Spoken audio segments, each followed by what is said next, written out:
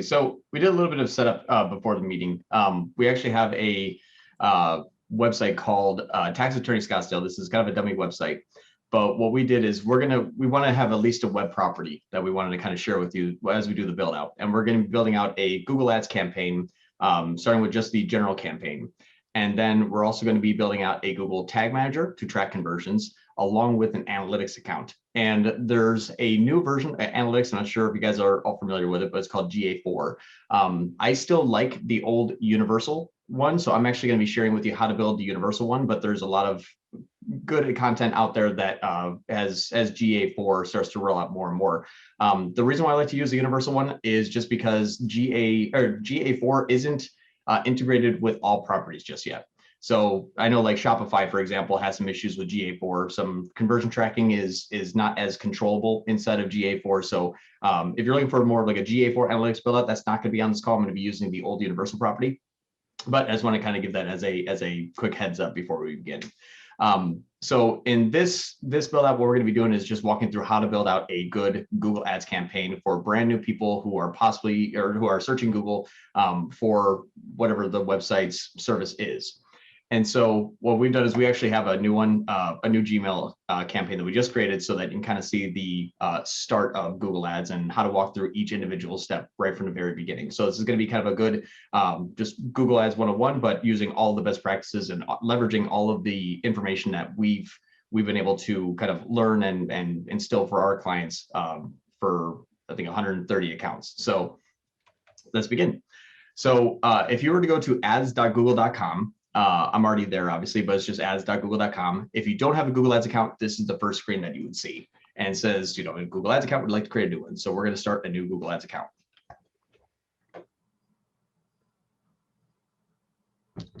Drum roll. Google's been a little bit slow today, so bear with me.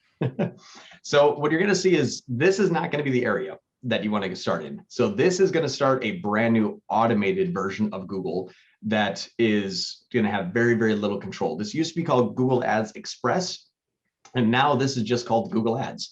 So what you're going to see down the bottom is, are you a professional marketer? And all of us here. There, dude? Yeah.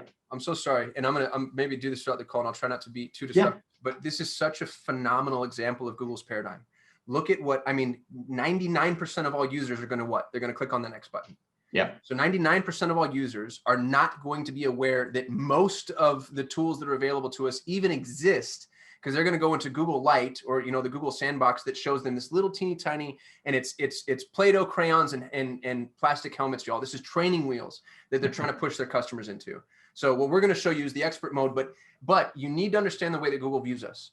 Google wants you to go the easy route because then they have all the control. They get to spend your money the way they want to spend your money. They get to show you the data that they want to be able to show you. They get to put blinders on you. And that's the paradigm you have to assume when you're using this dashboard, is they think that you're stupid and that they can push a whole bunch of stuff past you. And I'm sorry to sound so jaded, but I've been burned so many times. And I want to help y'all kind of get to where we've had to get to in order to be really successful. Sorry, John, keep going. No, and that's a good point, is because what Google's doing right now is basically testing their automations against a pool of people that are starting with this. As an example, what you're going to see when we build out is right now, if Google was to use that platform, the automated platform that they kind of do everything for you, what they're going to say is, Doyle Law Firm, that's the name of your company. And that's where I see Doyle Law Firm on your website. So we're automatically going to add the keyword Doyle Law Firm and not tell you, and just simply say, this is what's converting the most. Well, it's a brand. Obviously, the brand is going to convert when people are looking for the brand. So it basically says the path of least resistance, not the path that you want to go down. So that's why it's important to actually go down here and say, are you a professional marketer? And I'm going to teach you how to be a professional Google Ads marketer. And we're going to switch to expert mode. So we just click this blue link here. Now, this is where it gets you're going to be building out your first campaign. And up at the top left, you'll see this is the area that we're in, new campaign. We're going to start with a general campaign. And some changes are happening now. And so this training may not last forever. We're going to be updating our new kind of you versus Google training with these ever-changing settings. And what you're going to find is that Google changes their settings constantly. And so in this area here, what you're going to see is that if you choose the wrong goal, it's going to limit you to some very specific type of what they call bidding strategies. And we'll go through that here in a moment. But right off the bat, what we're going to do is we're going to start with creating a campaign without a goal guidance. And the reason that is because as you get more familiar with Google and you kind of understand how it works, if by selecting actually leads, which is really what we want, it's going to use an automated bidding strategy right off the bat. And since this is a brand new account, bidding strategies work the best with previous campaign data. It works the best by saying, oh, we had 7 leads last week. And so you can start a new campaign and say, yeah, Google already kind of understands who's searching. Google knows more about you than what we could possibly even imagine. And that's really true. It knows your habits, your affinities, your interests, your everything. So we won't do that just yet. What we're going to do is we're going to start a campaign without a goal guidance because we're going to build this manually for the first time and pay for exactly what we want. So when we campaign without a goal guidance, it says, okay, select the campaign type. And right now we're going to use search. And what search is people going to Google and searching keywords. That's the network that we would want to be on. Google is a vast network. It has display, videos, apps, has smart campaigns, shoppings, local discoveries. All that stuff is training for another day, but we're going to start a search campaign. And right now it says, select the results that you want to get for the campaign. We're going to choose website visits. And we're simply just going to use the URL here that we want to have on the screen. I'll show you the reason why you do this in the next training area. So we're starting with a brand new campaign, and this is going to be the campaign name. So what we're going to be calling it right now, if we wanted to break out the way that we're searching or way that we're offering our services, this is actually a very important part, because while I'm doing this for a tax attorney, you might be a business, or you might have a client that is looking for a very specific set of leads. And so depending upon the granularity on which you would like to generate the leads from, it's very important to break that out at the campaign level, because it gives you a mass amount of control for that one type of lead. There's 2 paths you could do that you could start with. One would be just calling this one the general campaign. General campaign says I'm going to have an ad group for each one of my practice areas. And right now, for an example, we have 2 practice areas: personal taxes and corporate taxes. But if the goal is to say, no, I really, I want both, but I really need like 4 times as many corporate tax clients than I would for personal tax clients, or vice versa. Well, if you bundle these 2 services into one campaign, you can only allow the daily budget to be spent on both of these essentially equally. So what happens is, if you have people that are Googling, personal tax keywords more often than corporate tax keywords, that one campaign is just naturally going to generate more personal tax leads, because that's what's more popular. But the client or yourself may say, well, I'm interested in this other area. So what I'm going to do to show you the kind of difference in how you manage that is I'm going to start this 2 different campaigns. And so I have a high amount of control over what type of leads I can generate, at what cost, at what daily spend, and how much budget, all that good stuff. So first one I'm going to start is called personal taxes. Can I pause there, John? Yep. This is especially important for my high-level peeps, because when you're building these snapshots for clients, let's say you're building attorney snapshots and you have a bunch of attorney clients. Attorneys have a lot of different practice areas. If you build a Google Ads campaign, you want to make sure that it's modular. So if you bring on, let's say you bring on 20 attorneys, and most of them, 80% of them, have the same practice area because you're going after bankruptcy attorney. But you'll notice that some of your bankruptcy attorneys do Chapter 7 and 13, and some of them only do 7. Well, if you have 7 and 13 all in the same campaign, now you're in a tough spot, because you have to go modify those campaigns. Whereas if you had 2 separate campaigns, now you get to toggle on, toggle off. And so you're bringing on these attorneys, and you're able to modify Google Ads the same way you're able to modify those snapshots. Turn it on, turn it off. So think about your snapshot in HighLevel. Think about all the things that you might want to turn on and turn off, or attach or detach, and then build your Google Ads campaigns with that same strategy in mind. Keep going, John. Sorry. Oh, that's perfect. We're going to call this personal taxes. This is going to be the campaign. This is only going after people who are looking for a personal tax attorney. Now you'll see network, it defaults. Again, Google and its infinite wisdom says, yes, let's go in the search and display. What you never want to do this. You want to treat your networks individually as well. So as an example, the search campaign is going to say, I will bid on key phrases from people who are searching for us.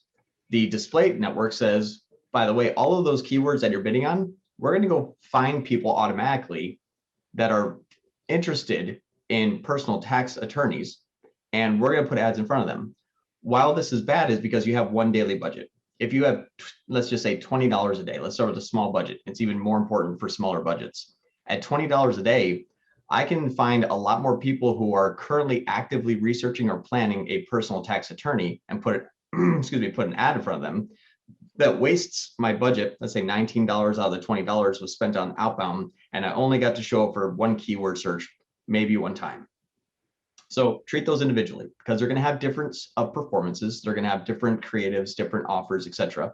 So you want to just always opt out of the display network here because I'm going to have a separate display campaign that I can have its own daily budget going after those people, because since those people convert less because it's outbound, I want to have my dedicated budget to only people who are looking for me, so I can pay a couple dollars to put myself in front of them. The included in search partners, we actually find the search partners, those are like ask.com and like the old Jeeves network, and actually DuckDuckGo is starting to opt into Google Ads a little bit. So including search partners just means that if there's any other smaller search engines out there that are using the Google Ads ecosystem to serve ads, you'll show up on those other channels as well. We usually find it pretty good because it's very low cost, very low competition, usually very high quality traffic because it's not as consolidated. In the settings, there's an additional area called Show More Settings. This is the area that you get to build out your start and end dates if you wanted to. We usually find that there's really no need for an end date unless you know that you're never going to use this campaign past a specific end date. I wouldn't set an end date here.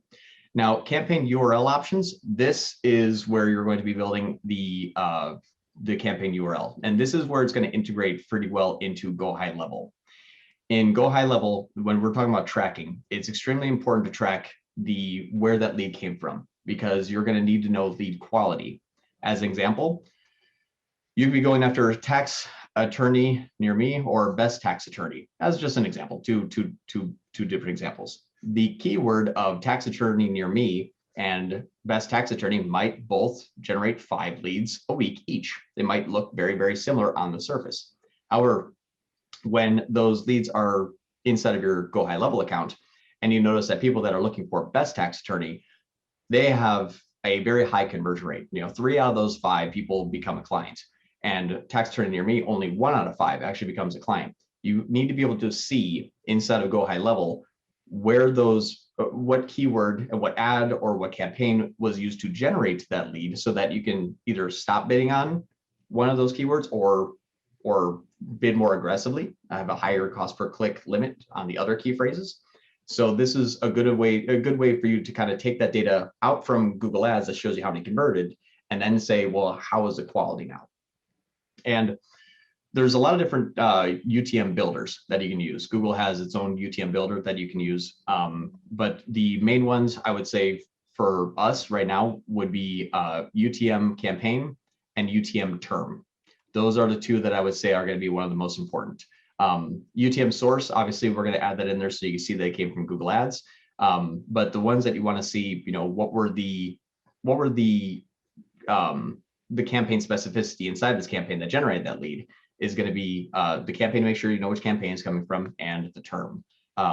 Kasim, should we switch over to Go HighLevel here, or should I just build it out and then at the end we'll show how it integrates? Let's do it now so that people can see the way that this works, because I'd like them to be able to connect the dots in real time, and I actually have that pulled up if you want me to share. Okay, yeah, let me stop sharing here.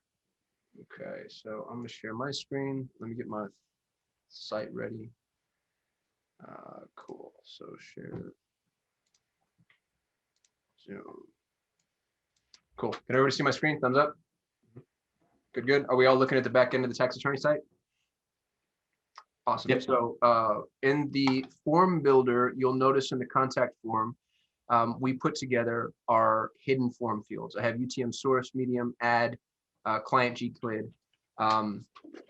This is what's going to capture that information. So, and for those of you, forgive me if I go a little too basic here, but I just want to make sure we don't leave anybody behind. If you're not familiar, when you click on an ad and you notice that the URL always has that real funky string of information on the back end, that's what this is. So in Google Ads, you can tell Google, hey, this is the information that I want to send. And so it's been sent. But if it just lives in the URL, it doesn't go anywhere. When the customer converts, when they actually fill out this form, having these hidden form fields will say, okay, anything in the URL that says UTM source gets written here. Anything that says UTM medium gets written here, etc. What this allows you to do is you get to say, what campaign did they come from? What term did they search for? What ad did they see, etc. Now, the UTM parameters are entirely up to you. They're completely customizable, which makes them a little scary. So you want to come up with your own UTM template. And we have one that John just shared. To be frank, the more basic, the better in the short term. And then as you get better at this, you'll add on. One thing that Yvonne, who's the head of our technical team, discovered is you can't have a custom field called GCLID in HighLevel. And the reason, and I'll show you what happens, actually, we found this out the hard way. So if I go into HighLevel and I try to add a custom field for GCLID, this might take a minute. I'll just tell you. It says that GCLID already exists. Well, HighLevel is using GCLID in order to identify source themselves for attribution, but it doesn't let us track GCLID inside the CRM. GCLID, if you're not familiar, is Google Click ID. This is Google's social security number that gets attached to every single individual click. This is the most important piece of tracking that we can have because it allows us to import clicks into Google. It lets Google know exactly what every click we're talking about.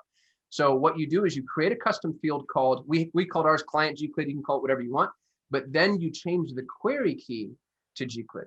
That way, when the hidden field is shown, it still captures the GCLID actively and lets you see what the GCLID is. That way that you can use it and pipe it back in.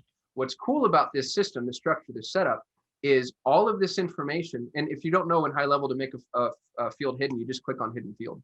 But all of this information ends up being accessible inside of the contacts. So when you go to filter out your contacts, I can actually filter by UTM source equals X, and then create custom views for every single one of these different eventualities. This gives you the opportunity to begin to see from a contact basis, let me see everybody who closed, who actually did a deal, how much that deal was worth, and where they came from or what ad they saw. And you'll start to see right out of the gate how the data that becomes accessible to you gives you the opportunity to properly optimize moving forward long term. And this is, and John, you correct me if you think I'm wrong. I've never seen a system that makes it this easy. I've never seen a system as good as HighLevel that makes it this. And we've worked with, I'm HubSpot certified, Entreport certified, Infusionsoft certified, Pardot, Eloquist, Salesforce. I've worked with everything, all the things, all the tools, and I've never seen an application that makes it as easy as HighLevel makes it to properly track and distribute your leads. Mm-hmm. Yep. I didn't mean to just soapbox right there. I just really like this tool. Nope, that's good. I think, and here's the interesting thing is you can actually use, I'll kind of share with you how this works.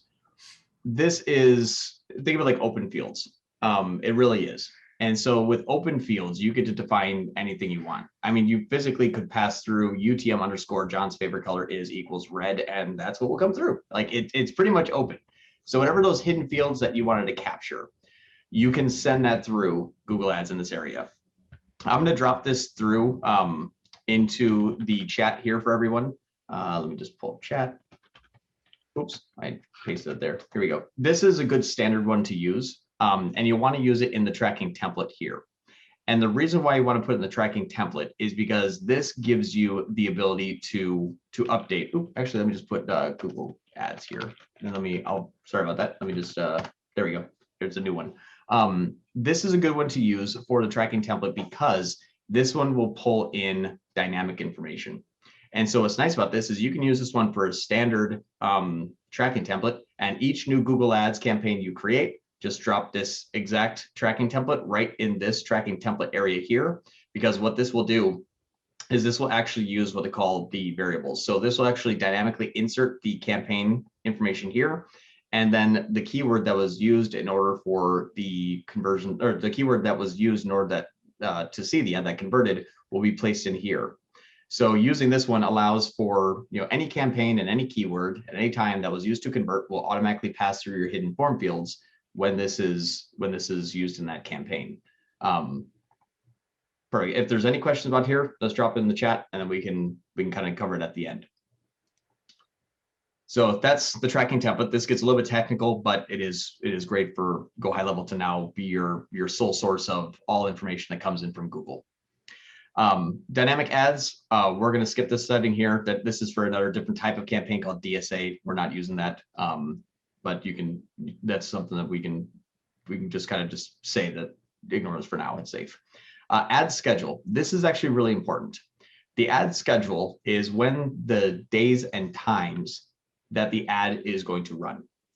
And so the ad, if you have a client or if you're your own client and you want to say, I only want to have my ads run from 8 a.m. to 6 p.m. because that's only when I can take a phone call, or that's when, if a lead comes in, I want to be Johnny on the spot. I want to get back to that lead within 2 minutes. If it comes in at 2 a.m., I don't want to wait until the next morning to reach out to them because someone else may get to them first.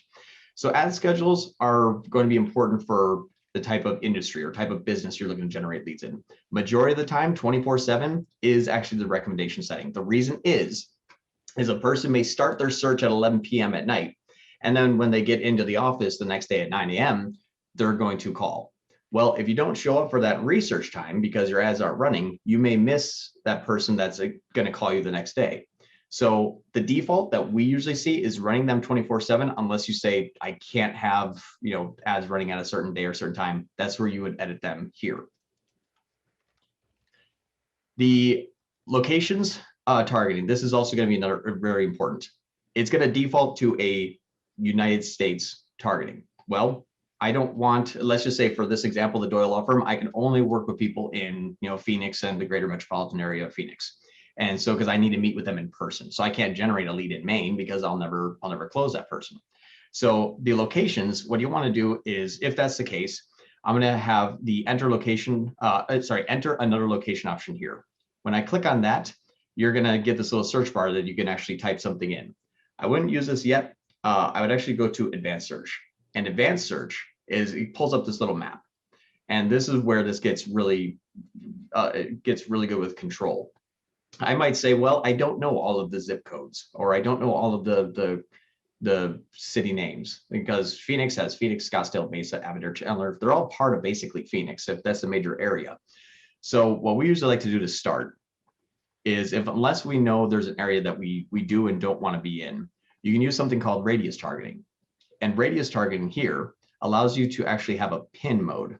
And this pin mode here, when you click on pin mode, you go up and make sure it's enabled.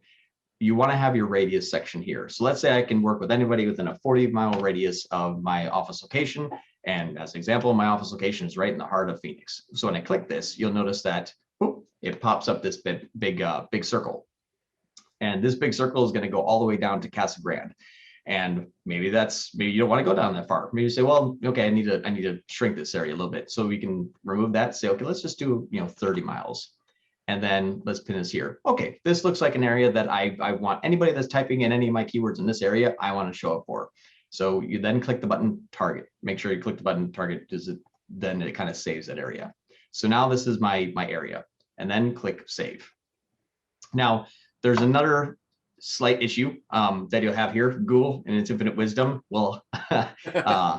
will mess you up here. And this is one of the reasons why we see, not one of the reasons, but a main reason why we see non-performance in new client campaigns that we take on. Google says target presence or interest. People in, which is good, regularly in, which is good, or who've shown interest in your targeted locations. Well, what if someone's in Florida and they're planning a trip to Phoenix? That's all they need. They only need interest in that area. What if someone's in, Russia and they're looking to move, anything? It goes globally. Anybody who has interest in Phoenix globally will see your ad if they Google that keyword. Australia, any English speaking, UK, Ireland, all of them, if they tax attorney, they're going to see your ad. So make sure you change this. It's going to say recommended. It's not. Change it to people in or who are regularly in. This will stop all outside the United States and outside of your target area traffic from wasting your ad spend, especially if you're using $20 a day and you're getting $4 clicks. Those 5 clicks are really important. You don't want to waste 3 of them in different countries. Y'all, this is nuts, by the way. The fact that they do this, I mean, this is like borderline nefarious. And I love that it's even hidden. You don't know that this setting's available to you unless you want to get real clicky and start looking into stuff. Yeah. So, and then you got the exclude. We haven't done exclusions here. We can do exclusions, but it's best to do it after the campaign's been built. So for right now, exclude presence, people in your exclude locations. This is good. You don't want to use this same targeting for the opposite. So people, let's just say as an example, I can't have anybody in Flagstaff, which is a city 2 hours north of here in Phoenix. I don't want anybody in Flagstaff. Okay, so their presence, people in or in your excluded area, we can exclude Flagstaff if we wanted to, because maybe it's a violation of some sort of legalese, whatever it may be. But if you say presence or interest, people in, regularly in, or who've shown interest in your excluded locations, most people in Phoenix have some sort of interest in, Flagstaff if they take a trip over there for camping, and they won't see our ad even if they're right down the street from us and it's a perfect lead. So just leave this on to the recommendation. This is the one time where Google recommendation is actually a good thing. So that's perfect. Next part, here's another area that Google ends up messing up on, and I'm gonna teach you the right way to do it. So at a glance, you say, well, people speaking English. Select the language your customers speak, English. This is great. It's actually incorrect, especially in border states like we are in Arizona. You have people that are English and Spanish speaking. It's quite common. Now, what this means is that if the Google's browser is set to the language of English, then they're going to see your ad. So what you do? Well, let's just click the X and say all languages. And we say, well, why do we want to show for all languages? You're going to be bidding on an English speaking keyword. So people that are going to Google and typing in tax attorney near me as an example, hopefully are not only Spanish speakers because they're typing in English language. So what's nice about this is when you do all languages, now you say, regardless of what the browser settings, if they're Googling this keyword, I want to show up for it. Now, if you have a different where you say, I'm going to be going after Spanish speaking keywords in an English speaking country, then set it to Spanish, might have a better chance there. But usually for search keywords, all languages is perfectly fine because you're going to be bidding on a very specific set of key phrases that they have to type in before they can see your ad. Let's move on from here. Audiences. This is an area that gets a little bit advanced. We'll do this afterwards. We're going to add something called Rlsa, Remarking List for search ads. For right now, you can leave this blank. We haven't had it built in the audience manager, and I don't want to take this out of this build and then come back to it. So we're going to leave this area blank, but we're going to cover it soon. This is the bidding and budgeting. The budget. So the budget here is how much you want to spend per day. Now, Google can spend up to 2 times the daily amount. It actually can spend up to about 50 times the daily amount, but it will only charge you 2 times the daily amount. Google can spend 2x of your money. What it tries to do is it tries to have a 30.4 day of averages. What this means is that if you say, hey, I'm going to use some round numbers. I want $1 a day. Google's going to say, okay, you got $1 a day, and we're not going to charge you more than $30.40 for the month because it averages by 30.4. But on one day, all of a sudden you see that you spent $2 a day. You're like, oh, why is it double spending? Well, over the next 2 to 3 days, it'll probably spend 75 cents per day. It will average itself out. So if you see it spike, don't worry, but know that it can spike, but it will average out between 30.4 days. So as an example right here, we're going to put $20 a day, just as an example. For tax attorney, CPCs usually pretty high. You're talking $30, $40 per click. So you might want to have $300, $400 per day. Different story, but as an example, we'll use $20.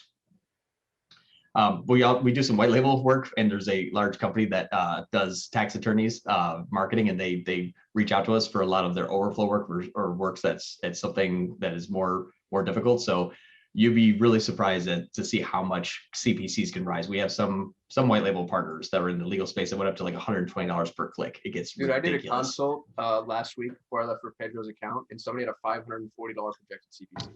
Yeah, animal emergency is a real big industry. Those people will pay it. I think $100 to $200 for like emergency clinics. Yeah, because they can make $3,000, $4,000 if your dog's bleeding, and they're going to make $3,000 off you. So they'll bid $100, $200 per click. So it gets insane. So sorry about that. $20 per click. Let's begin. Bidding. Here's where this gets important. This is I would say the most important. Everything else is very closely important, like keywords, but this is the most important for the success of a campaign is bidding. So please don't take this lightly. It's very, very important. And please don't use what Google recommends. And Google says, what do you want to focus on? We don't have conversion tracking in here now. We're going to do conversion tracking next, but since it's our first campaign, we don't have conversion tracking. But usually what you say is, wow, we want to focus on conversions. Don't do that yet. If you have a brand new campaign or a new account and you already set up conversion tracking, don't focus on conversions in the beginning. It's very important. The reason is this is an automated bidding strategy. What conversions will select automatically is this. It will select maximize conversions.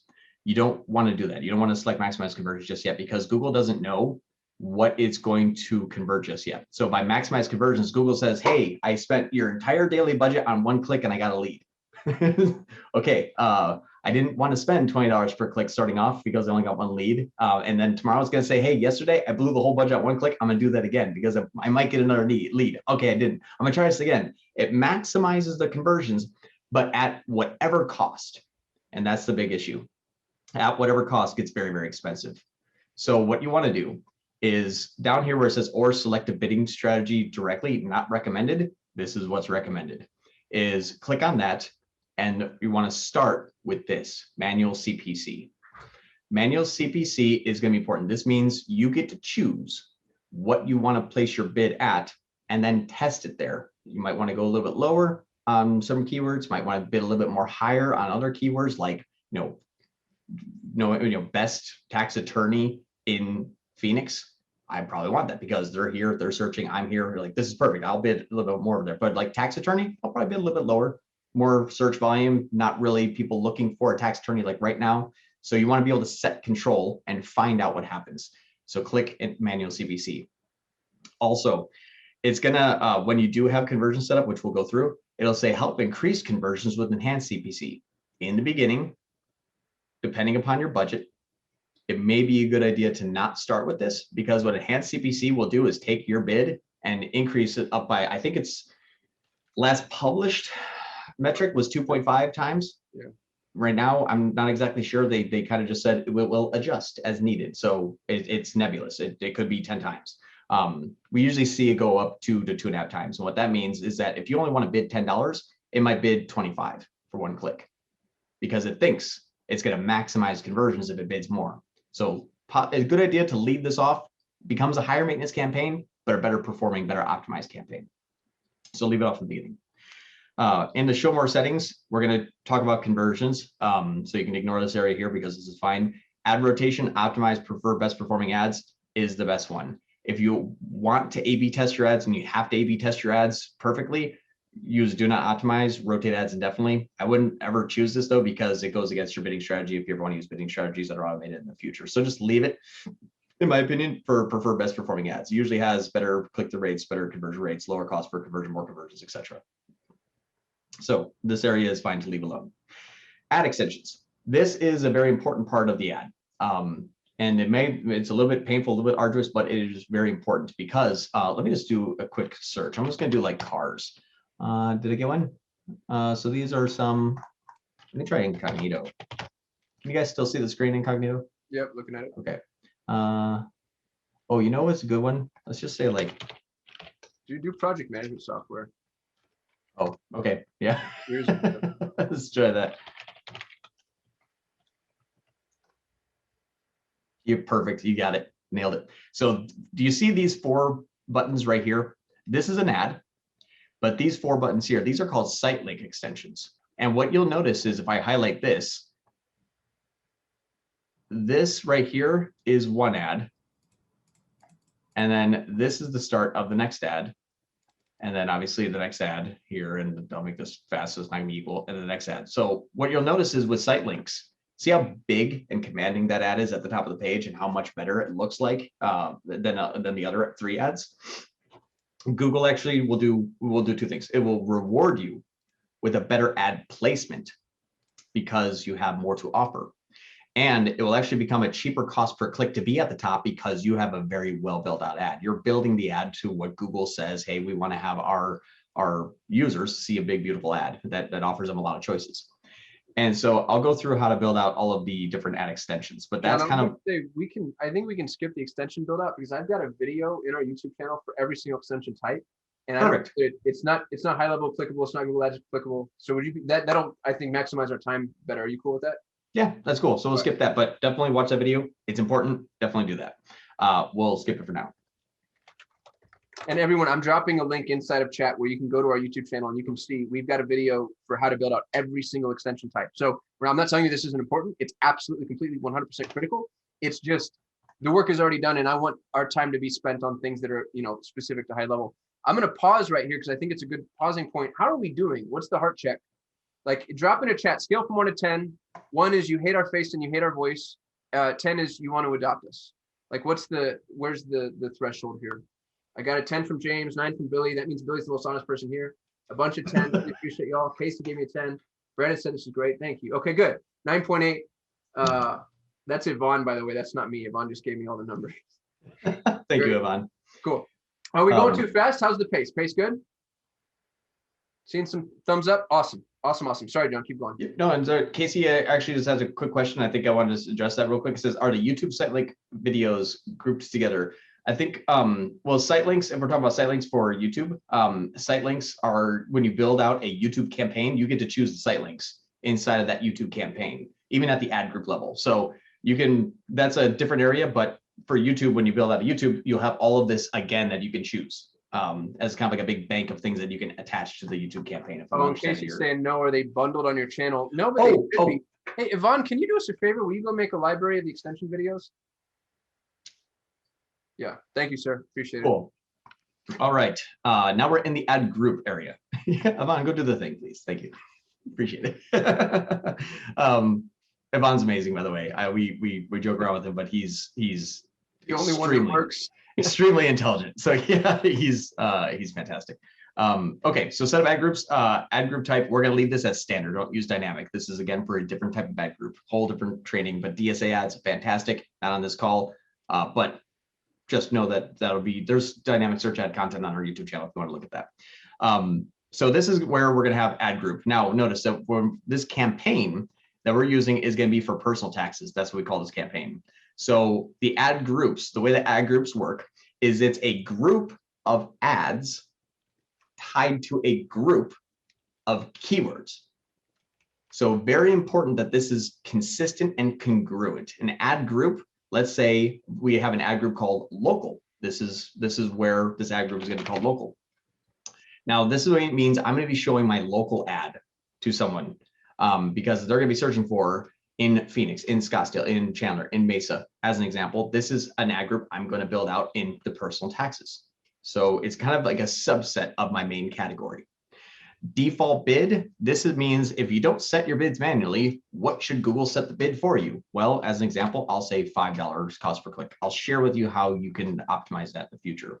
But you need to be up and running first before you can actually see where this is going to come in from. There's other things like Keyword Planner, iEspionage, SEMrush, SpyFu that we use to identify where those should be started right off the bat. You're not going to have, a $2,000 tech stack just available to you at any given time to research this tool. So good to start with what you are affording to pay, like what you're okay with paying, and then adjust as soon as the campaign starts. So keywords. Right now, what you can do is it actually automatically places in the URL. And what's kind of cool is you can, if you wanted to get some keyword ideas, you can use this, use your website and click get keywords. I'm not sure. Yeah, we didn't have any keywords because it's kind of like a brand new site that's not really have any traffic running to it. That's a HighLevel site, by the way, just so everybody knows. That's just a HighLevel template, so you probably recognize it. Yeah. So I'm not going to use that. But if you said tax attorney, it's spelled tax attorney, and it says get keywords, it should, there we go, it goes burp, and it pops you up all of these keywords that people are actually bidding on and people are searching. This is a good area to start. So tax attorney and tax lawyer, you might have said, aha, people are calling them tax lawyers. That makes sense. So this is a good area for you to do research. Now, this area though, these are what you're going to bid on. And so it's important that these are very, very proper and relevant to not only campaign, but the ad group. So as an example, this is local. So what does this mean? It means that tax attorney, tax lawyer, perfect. As an example, I'm just going to ignore all these right now, and I'm going to do this. So I'm going to start with these two, but I'm going to create different variations of them. Kasim, do we have a match type YouTube video, right? We do. I might, it's old though. It was shot before the loss of PMM, so we might need to just touch on that briefly. Okay. So you'll find that there's actually four ways to bid on a keyword. And I'm just going to separate these for now as illustrative purposes. Tax attorney. My recommendation, don't start with broad, which is what you're seeing here, which means just broad, because Google will actually match tax attorney with a ton of different searches that are possibly not relevant to you. Like, can attorney file my taxes if it's Thursday? Like, you'll show up for odd searches. I've seen some weird stuff. People searching on their phone, like, hey, Google, and then having a search query, you're going to show up for that. So be very particular about how and when you want your ad to show by using what we call match types. And what I would recommend starting with is what they call phrase match. It used to be broad match modified. Google's depreciating broad match modified and going towards phrase match since the 14th of last month. So we recommend starting with what we call phrase match. And phrase match, you have to put a quote in the beginning and you have to put a quote at the end. And what this tells Google is someone needs to type in tax attorney. They can have things before them, like what is the best tax attorney? They can have things at the end, like tax attorney near me, but they can't have anything in between, and they can't have attorney before tax. So as an example, use those terms. I didn't interrupt you. That's right. Oh, but so, well, with broad match, they don't have to actually use the word tax or attorney. You know, it could be lawyer for debts. Like John and I bid on, let's say we bid on PPC agency. We actually, one of our competitors shot us a screenshot and said they're a friendly competitor. We do work with them, and we refer some of our lower level work to them. And they shot us a message and said, "Hey y'all, what are you doing?" Because if you Google their name, and their name is ultra specific, and it doesn't have any, you know, it'd be like Acme Co. If you Google Acme Co, our ad was coming up. Well, John went and looked, and that was being fired by the key term PPC agency. So none of the search terms were applicable to what it was that we were being charged, and yet here we were showing up for terms that we didn't even bid on. Here's an example. You'll see here, I'm highlighting on the screen, the keyword I was going for in broad, and this is back in December, was PPC marketing. And Google said, hey, someone looking for ad specialist. So yeah, that makes sense. An ad specialist is a PPC marketing company. You're going to show up for there. It's so expansive. So just, and broad match can work in some instances because Google's getting good at figuring out what people are thinking, but just be really careful with broad match in the beginning because you'll end up with a lot of irrelevance. Yeah, it's like, hey, instead of these 5 searches you want, we got 100 and 3 are good, but you had to pay for the other 97. So depending upon your size of your budget and how fast you're looking to spend that and how much you need to go like instantly fast today, broad match might be a good optimization for you to use, but you're gonna have to keep up on it really fast, add native keywords almost by the hour. It gets be crazy. So I'd recommend starting with phrase match. And since this is the local campaign, I'm going to do something here. Tax attorney in Phoenix as an example. And I'm going to also say tax lawyer in Phoenix. And I'm going to use these as an example of my my local. And then I'm also going to say tax attorney near me. Well, I'm going to a very small local geography. So people are looking for near me, that's local. So you're seeing how these are called the local ad groups. And I'm going to call this one tax lawyer. So you'll see there's a theme here. This is my local. These are people looking locally in Phoenix, in Scottsdale, near me, you know, those type of things. I won't build it out, but you can kind of see the theme. So that's going to be my 4 keywords as an example in this ad group. John, how many keywords would you have in the average ad group in total? Man, industry, I've had anywhere between 2 and 30. It just really depends on the offer. We have a client that buys and sells jewelry. So gold, silver, platinum, like we have tons of keywords in one ad group just called jewelry. And then they also has handbags, designer handbags, Gucci, Louis Vuitton, you know, those things. So depending upon what they're looking to show up for, make that expansive. Just make sure you don't have that many keywords. I'd recommend just splitting up into 2 ad groups. This being a good example, let's say we had, 40 keywords here. I'd separate attorney and lawyer or something, you know what I mean? Like find a line of demarcation and double up the ad groups. And also test it. Do you recommend using AdWords Wrapper? I'm not familiar with AdWords Wrapper, actually. I don't know what that is either, Anthony. You're about to Jedi us. Drop a knowledge bomb here. Yeah. Is it a tool? Looks like it. Click on it. Let's see. Oh, it just formats. That's cool. Oh. Yeah. We've been doing it the hard way, Anthony. We prefer that. I'll show you a trick. Google actually has this built in if you wanted to. You basically can highlight all, and then it says change match type to phrase. It's like, would you like to duplicate all these keywords in a new version? You just click yes, and it does it for you right inside of Google Ads. So I can share that with you. But that exists inside of here. And yes, you use that quite often if we want to use a phrase and exact. The only thing is though, is the match type actually just the bid amount. You'll pay more for exact, you'll pay less for phrase, and you'll pay even less for broad match modified, and you'll pay even less for broad. But it just depends on what you're looking to avoid. This is more talking about optimizations moving forward. But AdWords Wrapper, there's a tool built in Google Ads that does the same thing, and I'll share that with you. So this is going to be my first ad group, and I'm only going to do one ad group for sake of time. But I might have a bunch of them if I'm going to be looking at Phoenix. If I said, you know what, I'll go out to Chandler, Mesa, Gilbert. I'll do each one of these here. And here's the reason why. Is when we go to the save and continue, there's a next area here. This is where you're going to be building out your ads.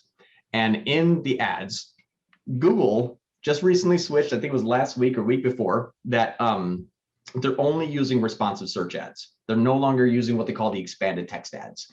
Traditionally, you want 2 expanded text ad and 1 responsive search ad. Now Google says, nope, just responsive search ads, and you can only have 1 if you'd like. It's a natural progression, makes sense, but what this basically means is that you can choose 15 different headlines, and you can have 4 different descriptions. And this will continually A/B test your headlines and your descriptions against each other. Now, this is good general, but I wouldn't necessarily start with this. What I would say is switch back to text ads. I would recommend doing this so that you can have 2 expanded text ads and 1 responsive search ads. The reason is in the expanded text ads, I get to do this. I get to come in here and use a, hold on a second, go to, hold on. No, don't do that. Don't do that. Don't do that. Oh, of course it's switched. Dang it. Hold on. We'll just walk through it again real quick. Yeah, let me just, of course it's switched on me. And CPC, that's fine. My ad group's still gonna be there. Local. And let's do 5 example. I'll say,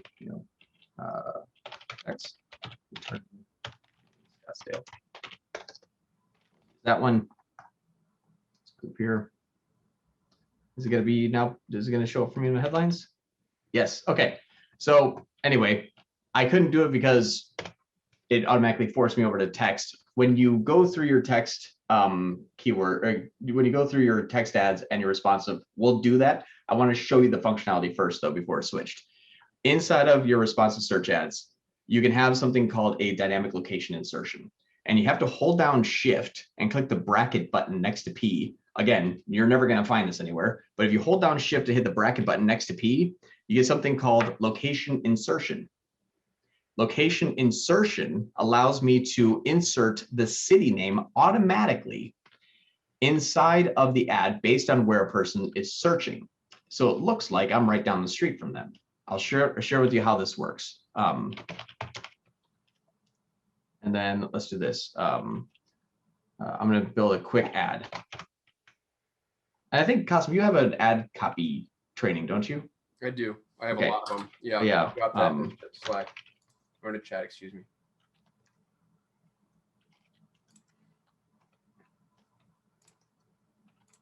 Curious if this is going to work here. If it's going to. This is a 40-minute video called How to Write Amazing Google Ads Text Ads. So if that's not enough content, I don't know what is. I just got this chat for everybody. Use it. Yeah, that's the best ad copy training. Here's what I'm just going to do, though, is I'm just going to grab just some placeholders for right now. Definitely make sure to watch just to say serving the valley. Carrie's asking about dynamic location insertion. Carrie, it's just we're gonna show. I'm gonna go that next. Yep. Yeah, it's the squiggly open bracket. So if you look at the bracket key on your keyword, it's the squiggly one above that. Does anybody know the name of that thing?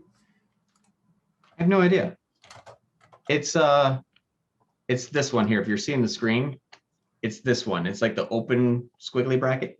Curly bracket, Keith said. Curly bracket. Curly bracket. Yes, yeah. It's a curly bracket. It's next to the P. Don't hit Neither Control John P. nor I ever went to college, just so everybody knows. Like, this is what you've been relegated to. Click on the thing that looks like this.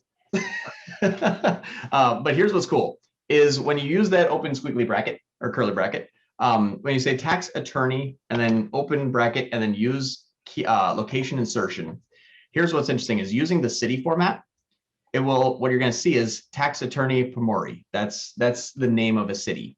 And if you cycle through these, you'll see they're just basically, this is just an example, but apparently that's a city name, Vadakur, whatever it is. It's giving you example like tax attorney Reedsville. Now here's the interesting part is if you hover over headline number 1, you're going to see this little thumbtack. Click on that and show this headline only in position number 1. And what this does is now it makes sure that this one here is the first one that always shows up, and all of the other ones, I'm just going to say Harvard grad just for fun as a headline. But you'll notice that when you start to cycle through these, the location is always number 1. So this tax attorney now sticks as headline number 1. So in your local campaign or your local ad group, anybody searching locally is going to see tax attorney Scottsdale as an example. And it's like, wow, this person is local. So it's like tax attorney near me, tax attorney Scottsdale. Oh, I'm in Scottsdale. We know because we're targeting you. You don't say. Hey, what a coincidence. So are we. So that's a good way to have a dynamic ad copy show up exactly where you want it to show up and not have to rebuild it 100,000 times. So let's just move on from here. You want to have your 4 descriptions. You want to have as many headlines as possible. As you go on, Google actually start to recommend them. It's usually a good idea. But use as many headlines and many descriptions as you possibly can, using Kasim's video to get good ideas for yourself. We're going to save and create a one. All right, now it's going to say, okay, man, I have no idea. I'm going to pause screen share just for right now. Sorry, I'm on an account and I want to make sure that I'm not using a credit card that I'm actually just going to broadcast on a recorded video our credit card information. So I'm just going to skip this part here. I'm simply just clicking apply as I enter my credit card information. Cool. I'm going to reshare. And then it says, congratulations, you're done. So now you can see, now you can explore your campaign. And I think there was something called search to. Yeah, this is an old one. So here we go. Personal Can you tax. see what John just did? The minute a campaign gets enabled, if you don't actually want it to go live, it's spending now. It will, Yeah, I mean, assuming once the ads get approved. So go pause things until you're actually ready for it to spend. Yep. So you see, it was personal taxes. Kerry had a question about the curly bracket. He goes, nice question is, does that work on all types of search ads? I knew about dynamic keyword insertion, but not that. Dynamic keyword insertion, think of it like the same way. Yes, but it only works on inbound search ads. They are rolling it out. So I might date myself in this recorded video. They are rolling it out to all different types of campaigns. I haven't seen it yet in display and on YouTube. I don't really use it that way though, because inbound search, I'm willing to pay more for very specific targeting. So yes, they are rolling it out to other campaign types, but just like how dynamic keyword insertion would insert the keyword that you're bidding on when it's triggered into the headline, this is just a different way of doing it. This way, you can even use a dynamic keyword insertion and a location insertion next to each other. So you can mix and match if you want. Yeah, it goes from tax attorney or tax attorney if they search for tax attorney, tax lawyer if they search for tax lawyer, and then the location. And now you're just maintaining continuity with what they're looking for. If you want to get super ninja, you can have dynamic keyword insertion be your headline 1, and you can have the location insertion as headline 2 as an example, just by itself. And so it could say like, best tax attorney, Scottsdale. You can mix and match. So I would just say test it though. It's really important just to simply test. Kerry had another question about the tracking templates that I glazed over at the moment just because we were in the middle of something, but he was asking if you're doing standard PPC search and call only, do the tracking templates work for call only ads? And can HighLevel pull in data tracking for call only ads? Well, I don't know that second part. I don't think, how could they for call only because it's not delivered? Yeah, call only. You're not going to have a UTM or anything because it doesn't have a session data.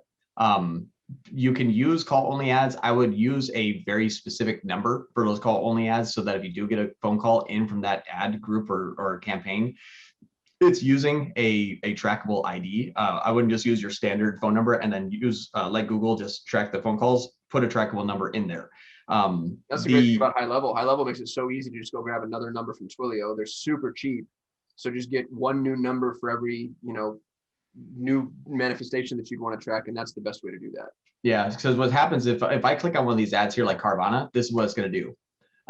When it sends it to your site, you're going to see source, medium, search term. And then all the way at the end, it's going to have gclid, which is right here, gclid. It comes with every single campaign. No matter what, any ad click at any point in time, always, as a golden rule, gclid will automatically be inserted at the end.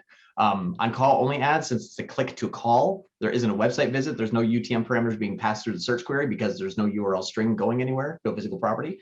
So I would use a tracked phone number inside of Go HighLevel and use them.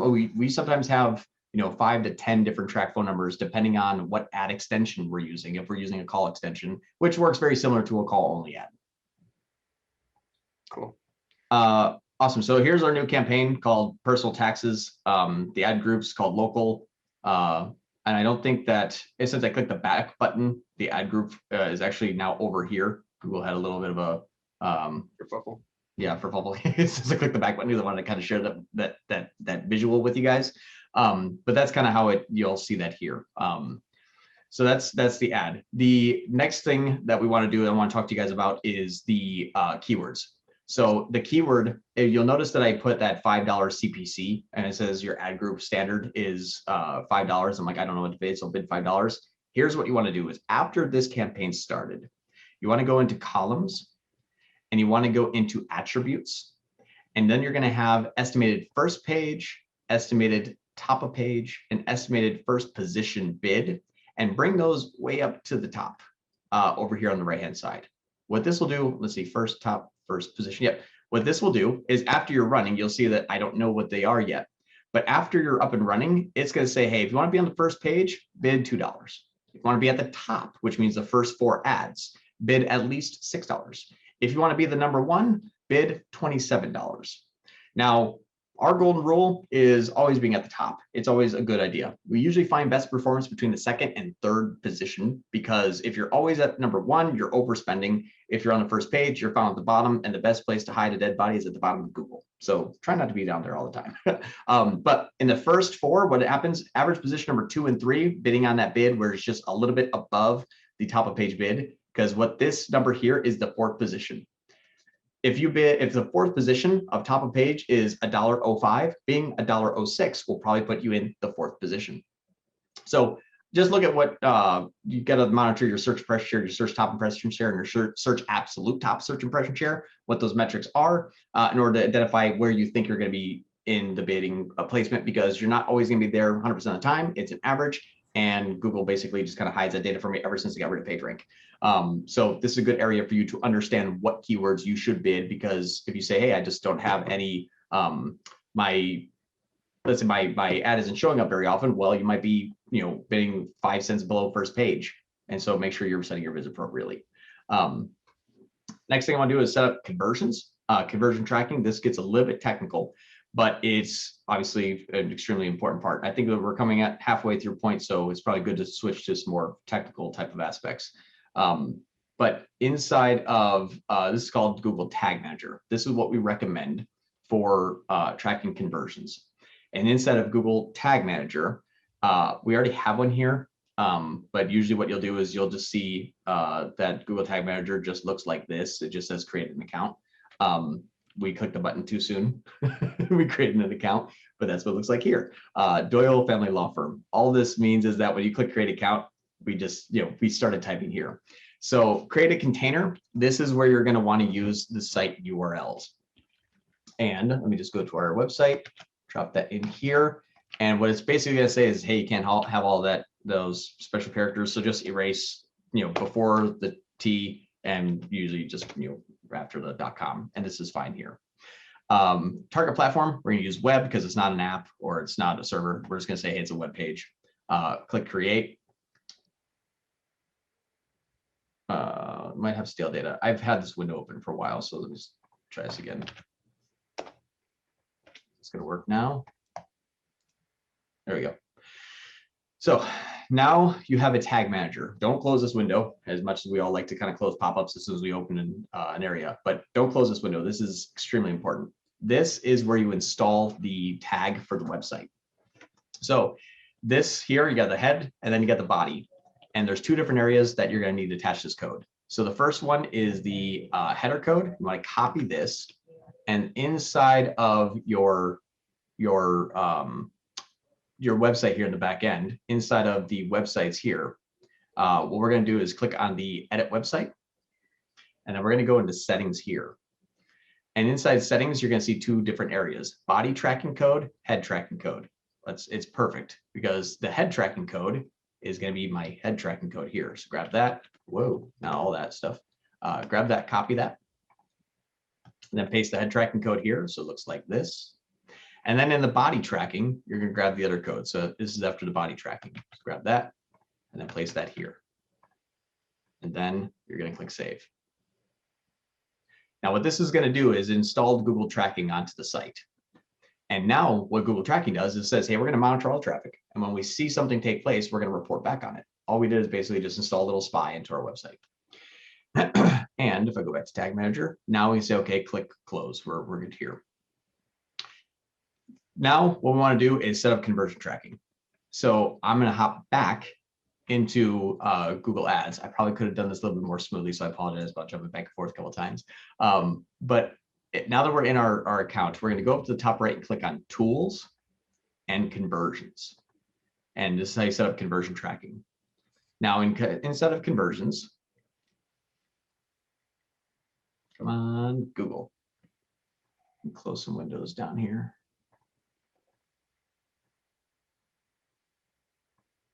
There it is. So you'll see this little plus symbol for plus conversions. Just click on that button. That's how you set up your conversions. So right now we're gonna be using the website conversions. Again, it's not an app. We're not importing offline ones. Not tracking phone calls just yet. We're gonna use the website.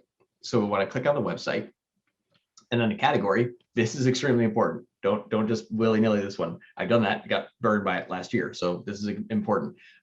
Choosing the category that you are wanting to track is going to be extremely important because this tells Google what this means to you. So if you ask Google, I want more of these, it's going to know what you want. So this is where we're tracking the different type of lead categories. Right now, the first category that we're going to be tracking is submit lead form.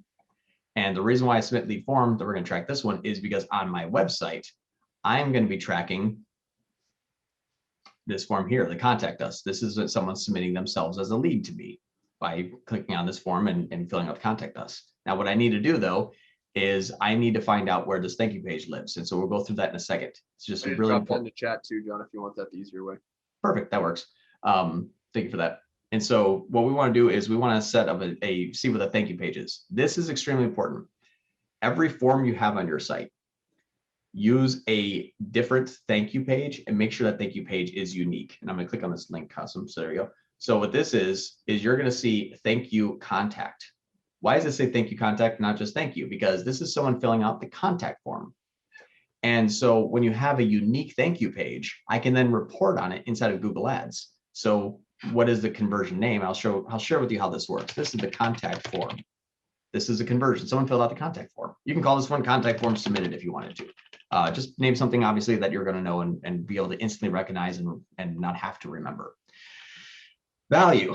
This is where it gets a little bit tricky. I'm going to show you the standard and an advanced technique. The standard is using what they say, not recommended. Don't use a value for this lead. It's not value. It's not an e-commerce purchase. So you don't use a value for it. If you want to get a little bit more advanced, what you can use is to use the same value for the conversion. By using the same value for the conversion, you get to offer a quantifiable numerical number that you would say the lead is possibly worth to you, or what you're going to make, or what your close rate is. I'll give you an example. Let's say that every new lead is, every closed client for tax attorney Scottsdale is worth $1,000, and I have a 50% close rate. Well, these leads are now worth $500 because I have two $500 leads. I'm going to close one of them. It's worth $1,000 to me. So 500 times 2 is 1,000. I close one of them 1,000. So I generate 2 leads, made $1,000. That's a simple way of thinking about it. You want to make sure your you want to make sure your close rate is very static, and you want to make sure your lead quality remains high for that to be depended on, which is why I don't recommend doing it. But if you have a really good client that really closes and you know the lead quality is great, you can use this as an example. But right now, we're just going to say don't use a value for it. Count. This means, do I want to count them uniquely, or do I want to count them as they come in. We always recommend using the count 1 because someone can fill out a contact form, think they did it wrong, refresh the page and do it again, and all of a sudden now your conversion rate is 200% from that one click. That's not correct. So just use 1. This is unique by action. They can fill out a contact form, they can fill out an action plan, they can give you a phone call. It's 3 conversions, but we're counting them uniquely. And you can have a person that calls you and fills out a form. You might have 2 conversions per 1 click. That does happen in reality. That makes sense. But use 1. The click-through conversion window, 30 days. I actually recommend going all the way up to 90. Go as far back as you possibly can. In my mind, there's really no reason why you should reduce that click-through conversion window, because I want to track it for a long time. Someone might be in the middle of a custody battle, and now they have to find an attorney, and they're getting rid of their own attorney, and they're doing searches, and it might take them 40 days to convert. I want to know that 40 days ago they clicked on the ad and they chose me because my website was awesome. If you use 30 days, you're going to miss that. From 1 week, it means that anybody that clicks and converts after a week, you're not going to track, period. So make sure this is long as possible. View through conversions, it's inbound search. It usually doesn't track view through conversions. I've never actually had it happen. You can set this to whatever you want. I would just say 30 days because, why not track as long as you possibly can. Include in conversions. This gets a little bit technical. Leave it yes. It's going to leave it in the conversion tab and not the all conversion tab. We're not going to go through that. I don't think we have time, but just use it in conversions. We want to track this. Yes. Attribution model, standard, just use last click. You can use time decay or linear position based. This means if you want to track multiple touch points, like they came through this campaign, then remarketing touched it, then they Google my brand name, and I want to give it the conversion distribution equally between 3 different campaigns. For standard, kind of inbound search campaigns, very safe to use last click. It's okay. And then this says, hey, would you like to enable enhanced CPC on this conversion action? Which means if anybody is going to convert and we believe they're going to fill out the contact form, we'll bid a little bit more for them. You can leave this yes, because at the campaign level, you're turning on and turning off enhanced CPC. So just leave that on. So because in the future, if you ever want to try it, you don't have to remember to, oh yeah, go ahead and change that conversion action. So let's save and continue. Then what happens, it says, okay, now how do you want to add this conversion to your website? Well, good news, we just installed Tag Manager. So we're going to use the Google Tag Manager. It's going to say, great, here's your conversion ID and conversion label. You're done for here now. What we want to do is leave this window open. Don't close this window yet. Leave it here. Hop back over into Tag Manager. We want to set up 2 things, a trigger and a tag. Trigger means, did something happen? Yes. Tag means, okay, how do we report on it? So we're going to set up our trigger first. Our trigger is, we're going to call it new. And we're going to call this one the contact form submit trigger. And it's going to say, great. Well, how do you want to count when this contact form has been submitted? Well, it's a page view. Well, what page view are you looking at? Well, I want to only fire it on some pages. Well, what is the some page that you want to fire it on? I want to have it on the page URL contains, and remember this, /thank you contact. Aha, that's why we made it unique. If anybody makes it to the thank you contact page, I know they filled out my contact form. That's perfect trigger. Making sure they're unique means you can track them uniquely. As an example, if everything on your website went to /thank-you, it's going to say, yeah, we don't know what happened, but someone made it to the thank you page. What they filled out, I don't know, but someone made it there. So you want to make sure they're uniquely identified. And you guys, HighLevel makes it so easy for us to do this because the HighLevel form builder, upon successful submission, lets you decide, am I going to deliver a message or am I going to send somebody to a custom URL?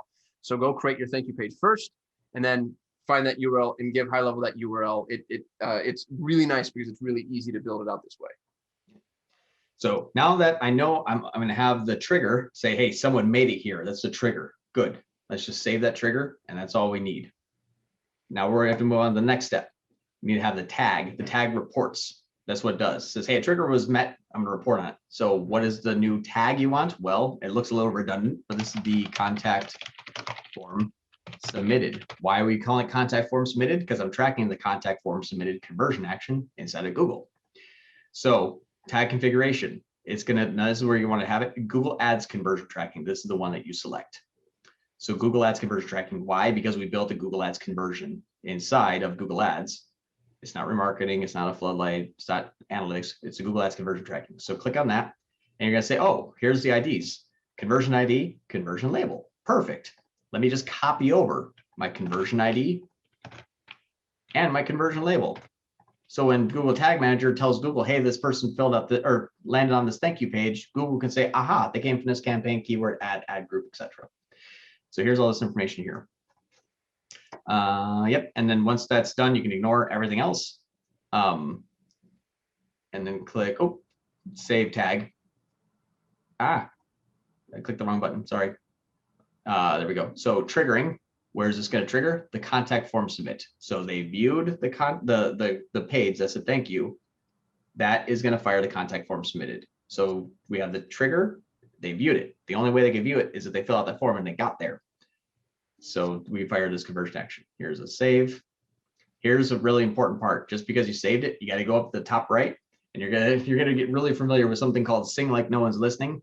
When you click submit, you can write your changes in here if you wanted to. Like this is your change notes. And then click publish. You can write your name and your description if you wanted to. I'm just gonna skip it for now. But then you click it, sing like no one's listening, and now this is live. Now we're actually tracking a conversion. Until you publish a container, it's in beta or it's in draft mode. So publish it. Once it's published, you can see that. And then you can go back to Google Ads and say, aha, I'm done. Because as soon as you click next, it's going to say, oh, cool, you're done now. But if you don't publish that container, this is not going to tell you to go do that. So make sure that you follow that really closely. And once you click done, now we're done here. Now we're tracking if anybody fills out a form on that website, on that page of that contact form. So as soon as Google catches up to me real quick, hold on. Please hold. There we go. So contact form submitted. It's coming from the website. It's a submitted lead form. This is going to update in about 3 hours. Or if anybody visits that page, it's gonna update. So a way to force this is just to go fill out your own form, and it's going to say, that tag fired. I won't get into like testing GTM. There's tons of good help articles about that, but this is the proper way to get this all set up. I got a video on that too. I'll drop it in the chat. Okay, cool. This is why you show up live, by the way, because if you're watching the recording, you don't get all this fun little chat insertions. Is there a way for us to do that? Can we export the chat later? Oh no, it's a good. Yeah, I just want to make sure that anybody watching the recording doesn't miss out on all the extras. I want to set up Rlsa just as a quick example. Yeah, let's definitely do that. Yeah, so Rlsa is called Remarking List for search ads. This is a advanced strategy. So what I'm going to do is I'm going to set up remarketing, and the way to set up remarketing is going to be inside of your. Let me go back in here. Oh, and Bob says we can export chat, so we'll do that. We'll export the chat with the recording, and we'll give it to the HighLevel folks. Okay. 1 second. Okay, so we're going to set up remarketing tag and Rlsa, and here's how to do this. So up at the top right, we're going to click on Tools. We're going to click on Audience Manager. On the left-hand side, we're going to click on Audience Sources, and we're going to set up our remarketing tag, which is called Google Ads Tag. Hit click Setup Tag. And in Setup Tag, what we're going to be doing is we're going to be collecting general website visit data. To just click this one, because unless you want to filter out specific events, just click this one. It's the best. So only collect data with general visit data to show ads to your website visitors. So basically building a remarketing audience. And then this one, I'm not an attorney, so you're going to have to kind of judge if you're okay following along or not following along with California's ever-changing rules of excluding people from remarketing. General rule of thumb, if you don't know and you don't want to get sued, just click exclude. If you said, yeah, I'm compliant to all the GDPR type of restrictions California has, and I'm fine to remarket to those private users, then you can keep it included. But just for right now, for this purposes, I'm going to click exclude. Don't have to use the ID parameter in this one because it automatically happens. So we're going to click save and continue.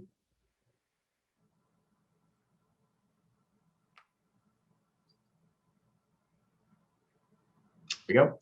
Now, tag setup, how do you install the tag? We already have Google Tag Manager on the site, so we're just going to use that here as well.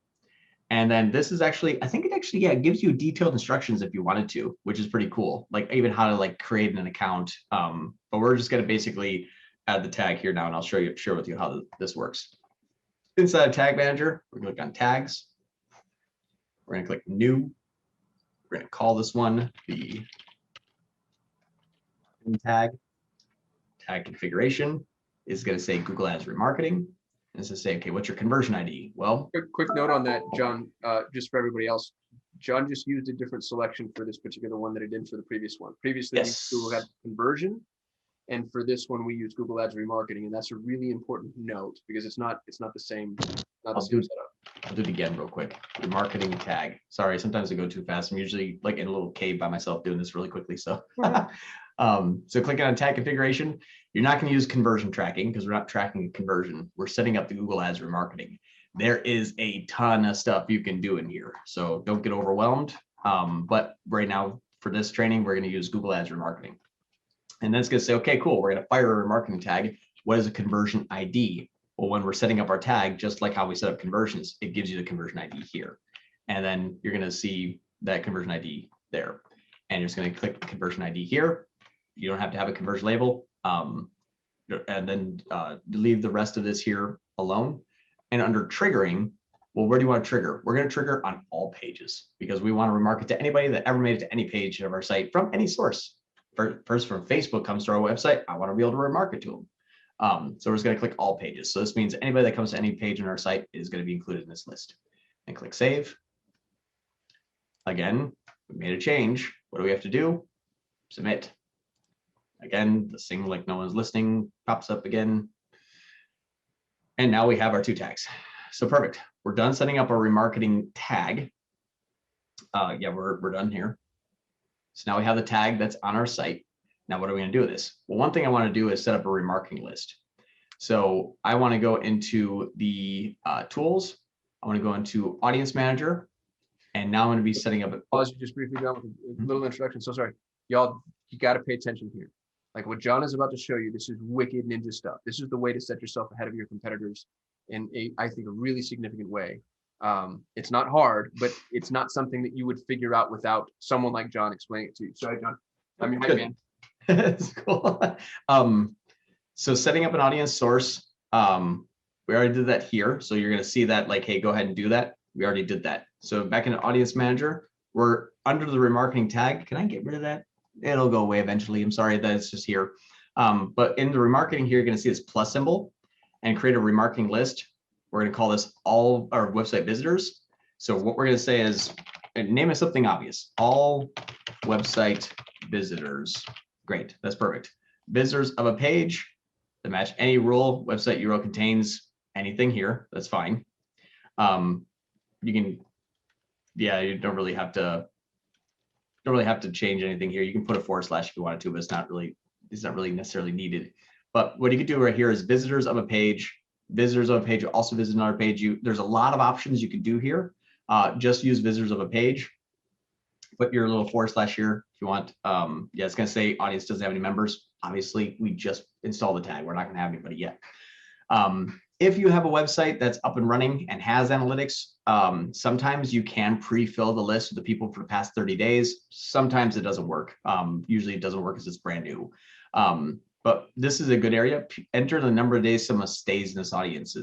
So how long does a person that visited your website stay in this list? Maximum is 540 days. I recommend using that because you can sub-segment out later on. So just use 540.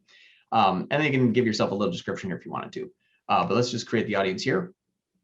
Now, this is the one that's automatically generated. This one's a different one. I would ignore this one because this usually means Google changed it recently, but this was only people who came to your website from a Google ad click. This one is always a visitors from any source ever. So use this rule here first. Always have visitors. And here's how to set up what they call Rlsa. This is going to put you ahead of the competition. Inside of my campaign, my tax attorney, inside of, let me just go back out here. So I think it was, I forget which one is the real one. I think it's like search local 2. Yeah. Anyway, usually we'll have one if you didn't have me go back and screw this up. So sorry about that. But inside your main campaign, you have audiences. And audiences are going to look blank here. So all you have to do is just hit your main campaign called personal taxes, click on audiences, and then what you're going to do is click add audiences. You're adding it to the campaign, which is correct. Leave that there.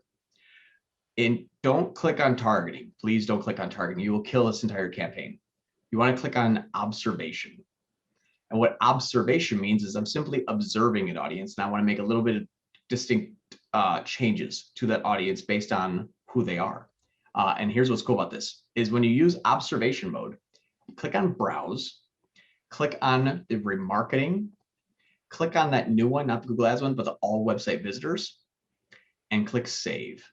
And what you're going to do then is you're going to click on something called an advanced bid adjustment, and you're going to increase this by 40%. Now, what this is going to do is something really cool here. So I'll give you a scenario. Someone types in tax attorney in Phoenix, and they have 4 competitors. They click on each 4 of them. And you were number 3 at that time. So you're number 3, and someone clicked on each one of the ads and they're doing research. And they say, by the way, statistically, it's truism. Google Ads searchers click on 4.3 ads. Yeah, there's always people that no one ever just says like, hey, I just hired the first attorney I found. Like that happens, but it's not the norm. They do research. So someone typed in tax attorney in Phoenix, and they went to the website, and your website, and then they left. And now they say, okay, I have four of them that I'm looking at, 4 different ones that I'm researching. Okay, now this is I'm ready to make my decision, and I'm getting close to that decision. I'm still not fully ready to hire someone. So I'm gonna do the search one last time. Tax attorney in Scottsdale. Well, they were a previous visitor because they went to your website, and you told Google, hey, I'll pay 40% more for that person if they're still searching the keyword. So they type in tax attorney Phoenix, and now you're number 1 because you're bidding out 40% higher than everyone else is because they were to your website earlier. So when they're ready to come back and make their decision, you're number 1. You're the first option that they see, called Remarketing List for search ads. That's what it's simple to set up. It's an advanced technique, but it works really, really well. Greg is asking in reference to remarketing, is there a threshold of traffic before we can remarket? I've set some of these up before, and I could not get Google to spend my budget on remarketing. Yeah, so Google has, and horrible, they have actually, they say 43%, it's actually 10% match rate. What this means is 1,000 visitors will usually net you 100 match users. And you'll actually see this when you hover over it. 1,000 active members, basically meaning 1,000 visitors. On display, it's 100. On search, it's 1,000. So you need at least 1,000 visitors from any source that Google can match. So the bad part about this is we sometimes will have remarketing built in that doesn't run till the 2nd month of us running our ads because they finally have enough people that remarketing can start to kick in month 2. It works perfectly for us because we make a lot of our testing and mistakes in month 1, and then we remarket to the quality traffic in month 2 when we're like, oh, these are all the people that we need to get rid of. But yeah, if you hover over this, you'll actually see what the restriction is based on campaign type. And then if you hover over this one here, you'll see the size of the audience, and this will start to grow 20, 40, 80. And once that reaches that minimum threshold, then that campaign will simply just kick in. So leave this up, leave it running, leave it on if it's remarketing as an example. And one day all of a sudden your remarketing campaign will just go boop, and it'll start turning on. It's pretty cool. Yeah, you won't hear a boop. I'll just call me, I'll boop in the phone. Perfect. Yeah, Billy says boop. Perfect. So that's a way to have that. I know we have like about a half hour left. Dude, that's a great. So I think the timeline here is perfect. You want to turn it over to Q&A and let's throw ourselves into the deep end of the fire. Oh, you know what? We have to set up analytics. We'll do that really quickly. Yeah. Analytics. I always forget about analytics. How you know what's funny? Really. Well, you know what's funny is you don't need analytics for anything that we did today. Analytics is just good to have. You don't need it for conversion tracking. You don't need it for remarketing, really. Remarketing tags can do that for you, but analytics, obviously, it's good to have on the site. So going to analytics.google.com, you click Start Measuring, and then this is where it says account name. What's funny is if you tried to do this, let's see, I don't think it's going to work. It might. Let's just try this out. Here's what's important is when you click next, it's going to give you a property setup. This is automatically going to try to push you into GA4. Don't do this. It's a nightmare so far. GA4 is great, but it automatically will say like, hey, got 7 conversions. Why? Well, we got a SMART goal. Well, what's a SMART goal? Someone stayed 2 minutes on your site, so it counted as a conversion. That's not a conversion. So they're trying to just do this for you, but instead it looks like Google Ads Express. So what you're going to do is you're going to go click on Show Advanced Options, and you're going to say Create a Universal. This is the old way. You're going to go way over to the right and then click Yes here. And then down here, I would say create a universal analytics property only. This way you don't get two different analytics and things start to mess up. So this is where you enter in your website information here. Again, if you copy it, just make sure that you just remove the front part here. And then property name, tax attorney, I think we call it tax attorney Scottsdale, right? And then click next.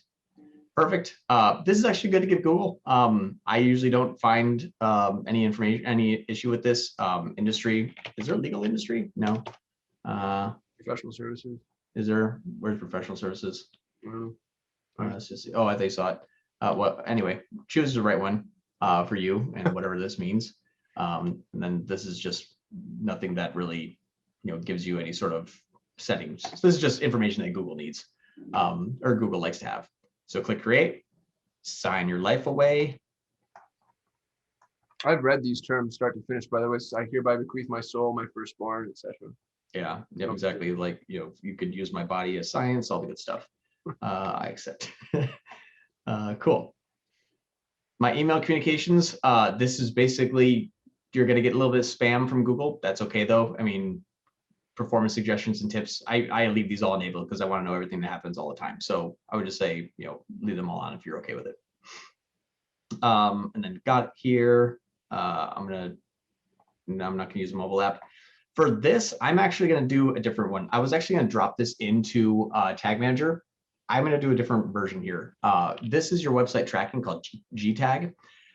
You want to take this page here, or this code here, and go back into the back end of the website, which is, I think, here. And just like we did with Google Tag Manager, we're going to do the same thing. So click settings. I would expand this box here, and you can simply just enter down, twice. Just make sure there's a space in between there. Click this paste here and click save. John, why are you doing that? Why put it in the site instead of in GTM? Well, because I don't know how GA4 is gonna transfer this over. With GA4, you'll see here, they're gonna force you to have a connected site tag soon, and that connected site tag pulls in from GA4. Mm-hmm. My thought process is they're gonna automatically just have GA4. So if you were to do this and you already had GA4 again, it's gonna say, hey, you don't have a UA. Simply just connect over to your GA4 tag that's already on the site. The issue is Google Tag Manager has already started to produce J tags automatically. So it's like Analytics Lite that defaults to a Google Analytics GA4. Long story short, you install Tag Manager. It says, great, here's your connected app for GA4. And now you have Analytics kind of light on your website so that when you create an analytics property, it's already there. So since it's already starting to force it, my thought process is if you leave it separate, it's real easy just to pull off and rebuild, and not have to go through G-Tag through Google Tag Manager. So I'm thinking if I click this now, I'm probably gonna have a couple. Billy just said, you just started to speak Greek. Billy, the short version is we don't want GTM to block or inhibit what we currently have, and we're building it in a silo because we're actually breaking the rules here. We're not using the new Google Analytics, which is probably going to play nicer with GTM. So we're going to insert it separately instead of inserting it inside of Google Tag Manager, which is the best practice. That way, if we ever need to extract it, rebuild it, modify it, etc., we can. John, how was that for a truncated version? 100% right. And you'll see that using Google Tags little helper here, you see I already have a G tag and I have analytics. This is pulling in from Tag Manager. This one's pulling in from analytics. This one is set up now to connect to a new GA4. I don't want GA4, I want analytics. So yeah. Any other sources, YouTube vids on it? Not sure what you mean by that, Billy, I'm sorry.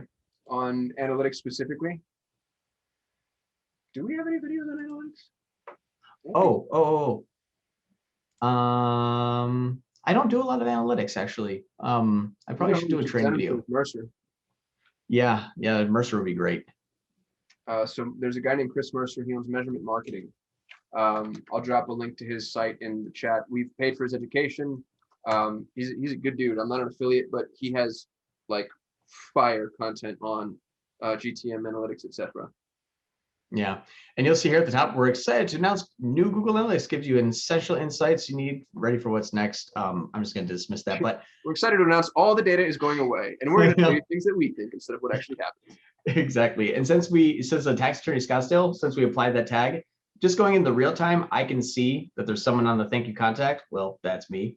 And and my location I'm coming from is in the United States. That's me in Scottsdale. Hey, so it's up and running, firing, and working. So you can see it working properly. So all this is just showing you that dropping in that area inside the back end of the inside of Go HighLevel, you can see it already firing and working and tracking now data and analytics. So, well, that took like 6 minutes. Not bad. Now we can do a good Q&A. Craig had a question. DHL phone call conversion tracking had issues in the past, or using Twilio for call conversion tracking. Craig, we're not, and it's not because we don't like HighLevel. When we started with HighLevel, we already had over 100 clients on call tracking metrics. So I think that HighLevel will do everything that call tracking metrics does. I don't know that for a fact because we don't use it right now, just because it wasn't pragmatic for us to migrate 100 clients over away from that solution. I really like what I see with HighLevel's call tracking when I look at it from a 50,000 foot view. I think previously they weren't tracking gclid, and that was a deal breaker. But if memory serves, they were going to fix that, and that was sometime last year. So if they're tracking gclid, then you should be able to use it without any issues. Would be my expectation, my understanding. And I would check in with their support team on that. Yeah, and the reason for using gclid too, and go ahead and drop your questions in the chats if you have any now. The reason that you'd want to use gclid is because if you had a good phone call that came in and you hear it and you're like, wow, this is a fantastic phone call, and Google Ads isn't tracking it because it's a phone number on your website. Google Ads only tracks autonomously calls from your call ad extensions. But if it's a phone number that's on your website and a call comes in and you're tracking that gclid, you can actually take that gclid, upload that back into Google with a different conversion. You can say phone call lead that closed. And that phone, oh, did it stop sharing for me? No, I stopped you sharing. Oh, cool. It says, yeah, I have a little box over here in the corner. It'll say like phone call lead that closed. And you can take that data, upload it through the conversion upload section of Google Ads, and you can see what campaign, keyword, ad, and ad group they've generated a phone call that closed. And you can have all that information so that if you see each time you close a phone lead as an example, and you upload that back into Google Ads, you can see, man, everyone that's Googled this keyword, there's only been 5 closes. There's 15 phone calls over here, but these 5 closes came from this other keyword. These are good quality leads. So just like how you're tracking UTM parameters to see what campaign, ad group, keyword, and ad generated you a form fill, you do the same thing with phone numbers, only you just need to have that gclid captured so you can re-import it so that Google can tell you, oh, this is where that person came from that closed on the phone. And that's what makes HighLevel so freaking powerful. I mean, I've never seen a tool that's so unified and gives you the opportunity to do all of this from one dashboard. This is the most disruptive application I've seen since I started my career 15 years ago. Yeah. That's what we're doing. Fusionsoft and HubSpot. Yeah. And, I mean, there's nothing compares. Yeah. Salesforce has been something of a nightmare. So it's a breath of fresh air. Don said could definitely use some tracking, how to get set up call tracking for Google Ads. Let us look into that, Don. We'll go to school on it and see what's possible, and maybe there will be a round 2 or a phase 2. All of the content that we produce goes out on our YouTube channel. So if you want to subscribe to our YouTube channel, hopefully that's not too much of an aggressive offer, but please feel free. And if I'm able to produce anything on the call tracking, I'll make sure that it goes there. Let me make a note for myself now, GHL call tracking. Yeah, and by the way, too, there's what we did today, especially with just at the Google Ads section, is we just scratched the surface. Setting up remarketing is good. Setting up competitive campaigns, I think, is something good, like going after a competitor's name. So people that are looking for, instead of Tax Attorney Scottsdale, there could be a company called Tax Attorney Phoenix as an example. Well, I'm going to bid on Tax Attorney Phoenix's name. So anybody looking for them, they see my ad right next to them. You can use there's display. So people that are in a very small geography using custom intent audiences for interest and putting a display campaign in front of them on YouTube. There's a whole different using a brand campaign, especially to protect your brand name so other people can't bid on your brand name and show up ahead of you. There's a lot of things that you can do inside of Google Ads that we just kind of set up like the basic standard campaign to get you started kind of thing. But there's a lot of stuff that's on our YouTube channel that we talk about that just has tons of information like this right there for free. Yeah, but y'all, what John just taught you carries over to just about everything he just said. Those settings, that systems, like you could set up a branded campaign, a competitor campaign, and you already know how to do those things. It's just about building a new campaign specifically for your brand, a new campaign specifically for your competitors. So now, if y'all don't mind, I'm going to turn this around on you. We're here to give to you, of course, but I'd love to capture some information. So I already got a really good pro tip on, hey, we need to figure out how to use call tracking. Our intention, just to be frank, and this isn't a sales pitch because I promised it wouldn't be, but our intention is to someday We want to be the premier white label partner for Google Ads for HighLevel agencies specifically. So someday I want to be the go-to name. If anybody asks, hey, who do you use to manage Google Ads? Everybody's going to say Solutions 8. In order to do that, I need to know how you're using it, what pain points you're having, what problems that we could solve, so that we can position ourselves to be like the premier entity. So if you have anything, if you want, and feel free to poke us in the ribs too. Say we need somebody that solves this problem or fixes this thing, or nobody's been able to do this before.